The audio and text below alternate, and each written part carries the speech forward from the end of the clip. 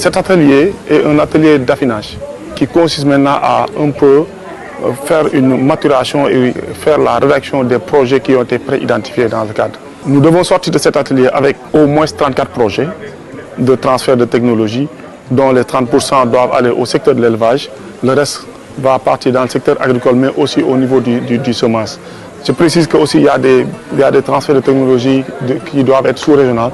Quand je dis sous-régional, ça doit nous venir un peu des technologies que des autres pays qui ont été identifiés et qui sont transférables et utilisables avec les acteurs directement.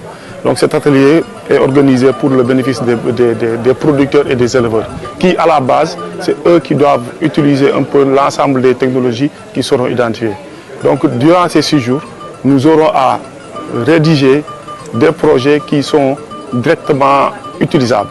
Donc en suivant un peu un processus qui doit permettre quand même, en tout cas cette année, avec les objectifs qui ont été fixés en collaboration avec le SNDAF, de pouvoir les atteindre d'ici la fin de l'année. Le processus, il est vraiment inclusif et collégial. Parce que quand on regarde un peu le profil des participants qui sont là, il y a les acteurs qui sont à la base, qui sont déjà identifiés, il y a la recherche, il y a les services d'appui et d'encadrement.